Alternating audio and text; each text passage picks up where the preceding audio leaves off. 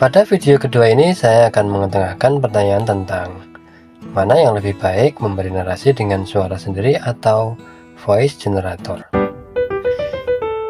Pada dasarnya, pemberian narasi video dengan suara sendiri atau menggunakan voice generator memiliki kelebihan dan kekurangan masing-masing, tergantung pada kebutuhan dan preferensi kamu. Ada beberapa hal, baik itu kelebihan atau kekurangan, yang bisa menjadi pertimbangan untuk masing-masing opsi. Saya akan memulai dengan pilihan memberi narasi dengan suara sendiri. Ada banyak kelebihan dari memberi narasi dengan suara sendiri, tapi saya ingin menyampaikan dua hal mendasar mengenai ini. Pertama, keaslian dan kepribadian.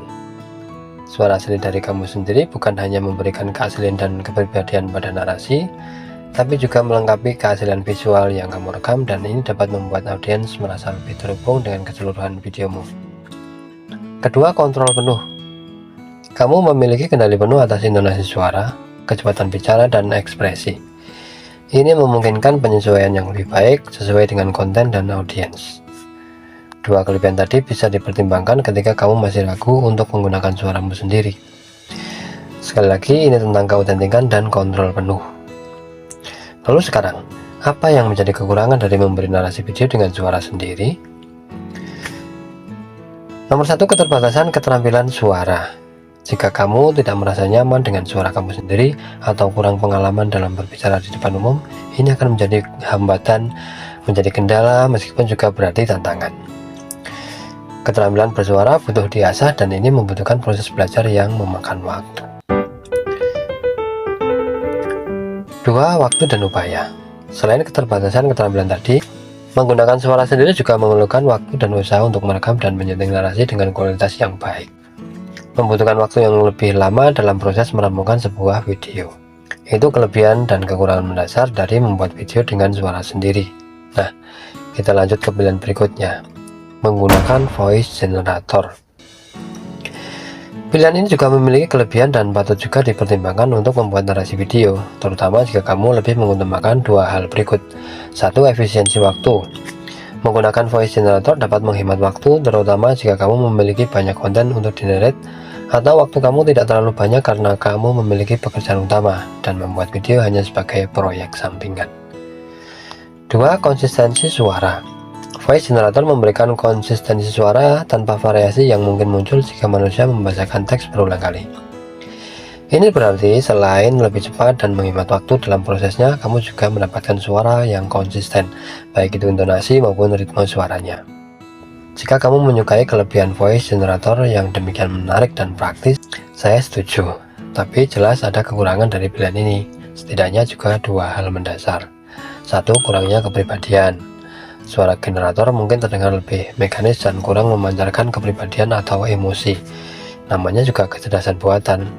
Jelas hasilnya presisi, namun mesin atau robot yang terprogram tentu saja kaku dan datar. Sulit untuk mendapatkan suara yang menyentuh dan memantik nuansa yang lebih hidup sebagaimana suara asli manusia.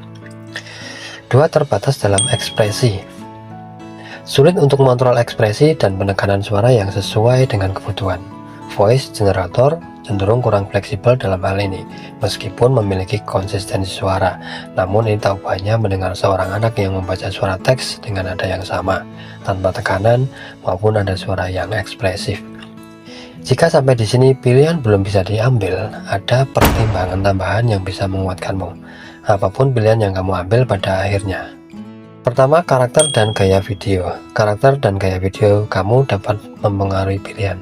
Misalnya, kamu membuat video edukatif formal, suara generator mungkin lebih cocok. Namun untuk video personal atau kreatif, suara sendiri bisa lebih sesuai. Kedua, preferensi audiens. Pertimbangan preferensi audiens kamu.